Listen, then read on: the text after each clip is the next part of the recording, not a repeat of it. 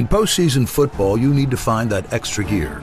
On FanDuel, it's called Playoff Mode. Big boosts, more rewards, and a whole new way to live parlay with Drive SGP. Turn on Playoff Mode, only on FanDuel.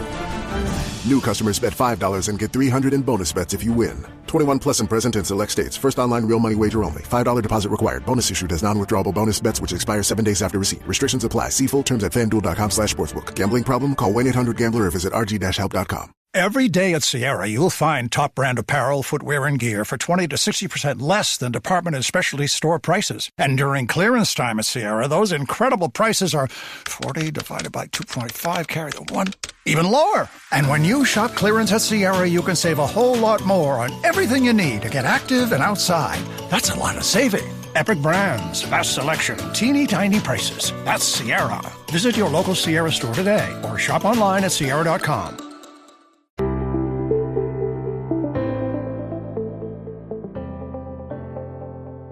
Hello and welcome to the Paddock and the Pavilion with me, your host, Stephen Wallace. Today I'm delighted to welcome back Esha Oza, captain and leading batter of the UAE women's cricket team.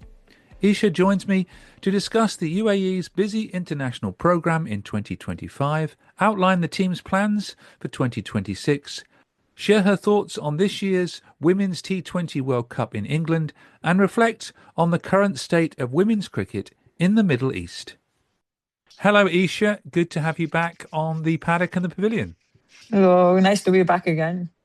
Well, last time we spoke, it was episode 302, just over 12 months ago, back in December 2024, when you were targeting the T20 World Cup qualifiers, and sadly, UAE didn't make it. Yeah, we had 2 bad days on the field, and that's how associate cricket works, I guess. Like, you have 2 bad days and then you have to wait another couple of years to have a next shot at it again. Yeah, this was the Asia qualifiers, which were held in Thailand, and you played Malaysia and Qatar, and then you went through to the Super 3 against Thailand and Nepal. How disappointed were you not to get through? And it was pretty disappointing. We were so close to actually making it to the World Cup last time we played the Globals. We lost against Sri Lanka, a close game. We lost by 15 runs. And then, we were really looking forward to getting back to the Globals again this time around. But we had a good group stage. We went into the Super 3s. And then, we just had 2 bad days, I would say. And then, unfortunately, we couldn't make it. Yeah, you lost to Thailand by 54 runs, and you lost to Nepal, but they only got the runs with 3 balls to spare. Tight game. Yeah, I think the Nepal one was a tight game. But again, on a given day, if they played better cricket, they deserve to get to the next stage, and that's what happened on that day, I'd say. They played better cricket than us. And your team, though, I think we spoke last time, it's a young side, so good experience, and you're still developing as a side? Yeah, definitely. Good experience for sure. These qualifiers, they really test you out because it's do or die. You have 1 shot at it. You have to give it your best. If it's not your day, you have another 2 years. But the good thing is we have a young side. We still work out what we want to do better in these 2 years. And then, we just look forward to doing better in the next qualifiers. You mentioned there that the global qualifiers now, which are going to take place in Nepal. How do you think Thailand and Nepal will get on in the global qualifiers? Just wishing them well. I hope they do well. Just rooting for the Asian region players to get into the World Cup now. Scotland's done it before. We're really happy to watch them play. Watching associates play at the World Cup, that's something that's really good to see. And we want to get there as well too. But I guess, now just rooting for them to play. Because 4 of the 10 teams that are playing in this global qualifiers between the 18th of January and the 3rd of February. So you've got Bangladesh, Scotland, Ireland, Netherlands, Namibia, Zimbabwe, USA, Papua New Guinea, Thailand and Nepal. Who do you think will be the likely 4 that will get through? That's going to be hard to pick, but I still think Bangladesh, Ireland, I think they would make it for sure. The other 2 spots, I think Scotland's doing pretty well, Thailand's doing pretty well. And all the other teams, I think everybody has been preparing pretty hard And I mean, it's a shot at a World Cup. Everybody would give it their all, and I think the better team will win. Regarding the actual World Cup, 4 of these teams are going to go through to the competition in England. 12 teams then. New Zealand won in 2024. When you touch the trophy yourself, who do you think's going to win in 2026? I mean, favorites as always have always been Australia. But again, I think like the 2025 Women's ODI World Cup, we saw a new champion, and hopefully we see some new champions again in this year's World Cup. So you think India could again challenge Australia? And Australia have now not won the last 2 global events. Yeah, I mean, and that's great to see. I mean, they were dominating women's cricket, but it's great to see other nations pick up as well. I think there was a time where Australia were powerhouses. I mean, not saying they aren't anymore, but it's great to see other teams developing and giving tough fight to them as well. And just before we talk about the emerging nations competition, the 2028 World Cup, when do you start qualifying for that T20 competition? So I think the day we ended our qualifiers, that's when we spoke about it. Now we start working towards the next one.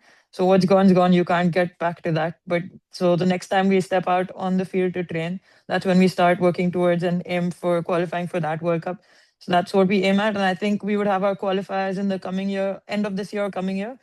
So yeah, I think every game we play, we just try to get better and better and then just aim to make it to the next World Cup now. Soon comes around, doesn't it? Yeah, definitely. Where is the next T20 World Cup after the one in England being held?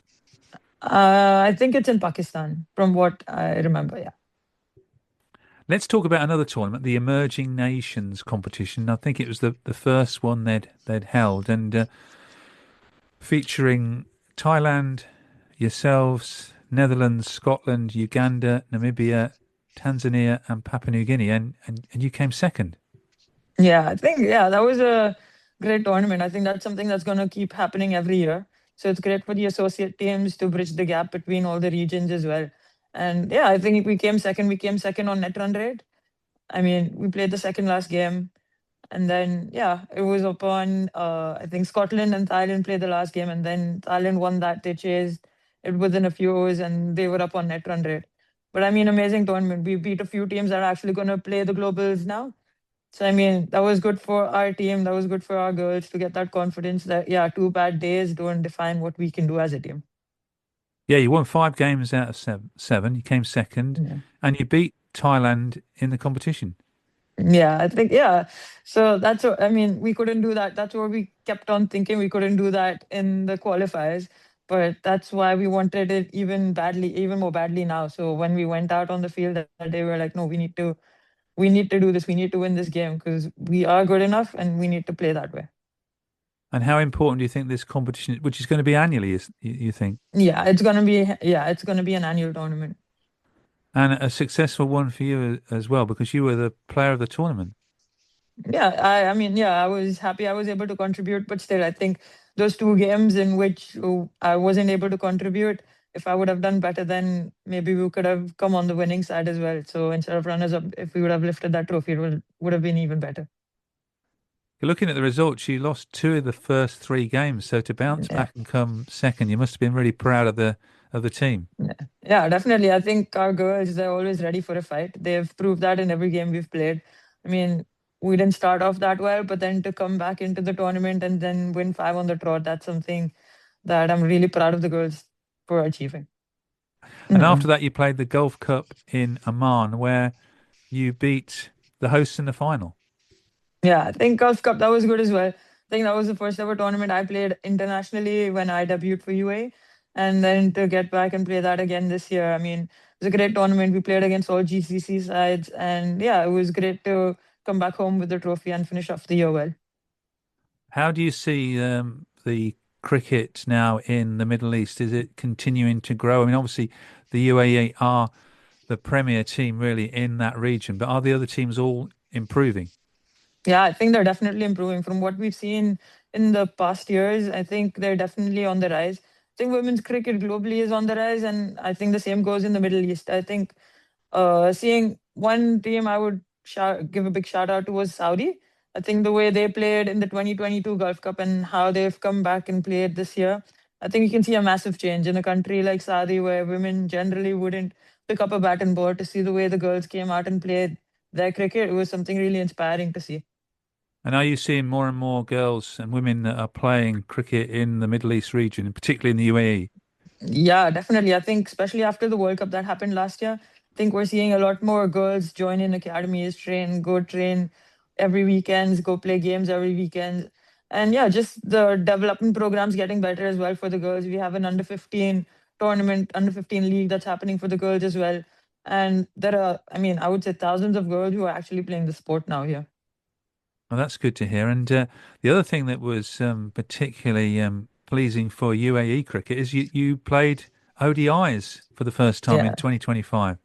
Yeah, I think that was our goal as well. I think we said that, I think a couple of years ago, we want to get our ODI status, and that's something we were working towards. And yeah, I mean, we were fortunate enough to get that. I mean, we've worked pretty hard, and I think the results in the end, they helped us achieve ODI status. And yeah, we played our first ever ODIs as well. And I think that's what made this year even more memorable. Yeah, you played 4 matches against Zimbabwe and 4 matches against Papua New Guinea, both of them away, and both series were 2-2. Yeah, both were two. I mean, yeah, it was the first time we ever stepped on the field to play one day international. And I think the first ever game we played against Zimbabwe, we won that. That was the first ever ODI. And to get a win, I think that's one day none of us will forget in our lives. I think that was a memorable day on the field. And yeah, just to square up both the series to all, I think they've been playing ODI cricket a lot more than us. So for us to go out there and play this format for the first time and do this well, it was a really good effort from the team. And I think if we keep on playing more games, we're only getting better at this format as well. Have you got more matches planned in ODIs for 2026? I mean, yeah, we would be playing a few games this year as well, but we don't have any schedule as such for that yet. Well, hopefully you'll get to play an ODI at home this year. Yeah, that would be good. Yeah, that would be great. I mean, if we do get to play that. What did you find the differences playing ODI cricket both as a player and as a captain? I mean, definitely there's a lot more time to get back into the game. T20 is a quick game. I mean, it just keeps moving. But in ODI, you have a lot of time. Even if you're in a tough situation, you can always build on and get back into the game. So that's something that ODI gives you. It gives you time. And I think as a captain, I enjoyed that as well. I think just staying on the field for that long and then like just different things you can do tactically as well. I think it made me think a lot more about the game. And like I really enjoyed doing that. And as a batsman, it gives you that bit more time to develop your game as well, doesn't it? Yeah, definitely. As a batter, yeah, you have a lot more time. I'm still figuring out how to get into the one day game more yet. But yeah, I mean, I think with time we'll learn that as well. So it's about having patience. And I think with the amount of T20s we've played, it's going to take some time to build that patience. But yeah, working on that as well. And you had a very successful year. You became the first associate women's cricketer to reach 3,000 runs. Yeah, I think, yeah, I reached that in the Gulf Cup. And yeah, it was good. I mean, I'm happy that I'm being able to score runs and contribute for the team whenever it's needed. And you've now played over 110 T20 internationals. Yeah, I mean, yeah, it's been a great journey. I mean, from the team that's played in the first ever T20 international that we played, only a handful of us are actually still playing. And I'm happy that I'm still able to continue and play the sport for this country. And you still, we said off air, enjoy being the captain of the side. Yeah, definitely. I think, yeah, I love leading. I enjoy leading. And yeah, I'm just privileged that I get this opportunity to lead this team. The new year brings new health goals and wealth goals. Protecting your identity is an important step. Your info is in endless places that could expose you to identity theft, leading to lost funds. LifeLock monitors millions of data points per second. If your identity is stolen, our restoration specialists will fix it, guaranteed or your money back. Resolve to make identity health and wealth part of your New Year's goals with LifeLock. Save up to 40% your first year. Visit lifelock.com/podcast. Terms apply. One area of opportunity, and you mentioned that word before about FairBreak, the key words for FairBreak for you being opportunity and equality. And the great news is that FairBreak's going to return in the autumn of this year. How excited are you about that news? Oh, I'm really excited. I think that's something we as associate cricketers wait for. I mean, throughout the year, that's one opportunity that we really, I mean, we keep on dreaming of having to get to share the field with the icons, legends of the game. And then, yeah, just how much we get to learn from them, the way we get to spend time with them on and off the field. And then just, yeah, being able to play cricket with them, that's something we always dream of. And I think FairBreak gave us that opportunity when that happened the last two times. And I think we're really looking forward to the one that's coming up now. And you were a winner at FairBreak last time for the Yeah. Warriors. Yeah, so the first ever FairBreak, we were the sixth. We came last, and then when we played it again the next year, we were the champions. So I think, yeah, can start from the bottom, but yeah, we finished at the top. When you played previously, you played with the likes of Phoebe Litchfield, who's done so fantastically well since then.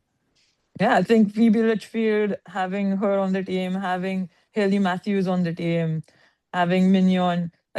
I think if I start naming players, there are a lot to name. So just to share the field with all of these and then to watch them play their game, I think at training, just to watch them, the way they train. And then, I mean, just I got to bat with Phoebe Litchfield as well. So just watching her bat from the other end, that's something that I think I would have never thought I would have achieved before. But thanks to FairBreak, I got to do all of these things as well. And great to pick their brains off the field. Yeah, definitely. I think they're really good to pick the brains off. I think from all the teams, all the players from other teams as well, they're always there to have a word, have a chat after the game. And I mean, a lot you can learn from them, and something you can pass on to the team once you're back from the tournament as well. From what you were saying earlier, then this should be a big boost for cricket also in the Middle East, with it being held in Yeah, Saudi Arabia. yeah, I think definitely. I think cricket picked up in the Middle East after the World Cup happened in UAE last year. And I think you can see a similar thing in Saudi as well. If the when the fair break happens there, I think you would see a lot more girls pick up the bat and ball in that region as well, in Saudi as well. Well, hopefully you get the call for FairBreak 2026. What else is on the agenda for you during this year, cricket-wise? Same cricket, same. I think we would have our Asia Cup qualifiers again. So I think we would work on qualifying for the Asia Cup again and then playing the Asia Cup. I think that's also going to happen mid this year. So that's something we want to look towards. And then, yeah, playing a bit more of ODI cricket this year as well. Because Asia Cup, that gets you in with a chance of playing against the likes of India and Pakistan. Yeah, I think, yeah. And those opportunities come rare. I think if you play at a World Cup, you get to play such high level teams. But we haven't reached there yet. But we've played the Asia Cup twice before. And hopefully we qualify and we get to play that again this year. And one thing I meant to ask you, you're not going to be able to play in the World Cup in England in 2026, but any plans to ever come over to England and play some club cricket? I was actually looking to do that last year. But yeah, I think we had quite a busy season post May this like in 2025. So hopefully if we don't have any international commitments, I would love to do that. Yeah. Because some of the other fair breakers I spoke to, I think it's 2 years ago now, Shizuka from Japan and Roberta from Brazil both came over and played club cricket. I think Roberta came again last year. Yeah. So yeah, it's a great place to come play cricket. I mean, everybody enjoys the way cricket is enjoyed in the UK. I think that's something I really want to experience once. And yeah, hopefully whenever I get the time, I just want to head down there and play some good cricket. And the World Cup in England, you'll be following that closely on the television? I definitely will. Yeah. I mean, it was watching the qualifiers. That's going to be a bit of a bittersweet thing. But yeah, we'll definitely watch the World Cup. And I must ask you again, then, who's going to win this 2026 Women's T20 World Cup? That's a tough one, but I wouldn't put England out of it. They're playing a World Cup at home. The last time they played, I think an ODI World Cup at home, they had won it.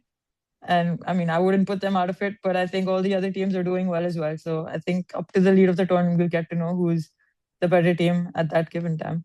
Well, I like what you say, yeah, because England won the ODI World Cup in 2017 when they beat India in the final. At home, yeah.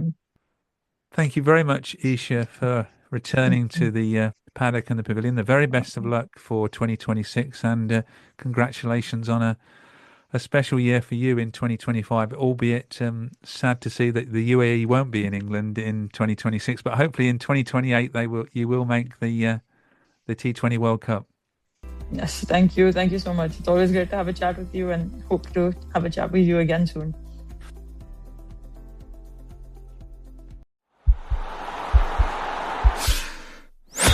This podcast is part of the Sports Social Podcast Network.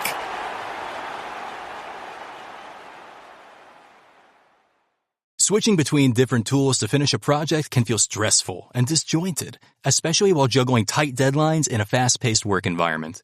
Now, there's a better way. Grammarly built a writing service that's a game changer for professionals. It helps move your ideas forward and sharpen your words for better results, all in one place. With Grammarly's AI agents, you get writing support at every step to bring polish and impact to your emails, reports, and proposals without the tab overload. Email sounds robotic? Phrasing feels off? Writing for a high-stakes client? Grammarly's got you covered. You can even ask Grammarly's AI chat to help brainstorm brilliant proposals, summarize meeting notes in seconds, or even shape a winning sales strategy, all right from your dock. 93% of professionals say that Grammarly helps them get more done. Now, it's your turn. Sign up for free and get stronger results. Faster work, smarter sentences, clearer finishes. Visit Grammarly.com to get started. That's Grammarly.com.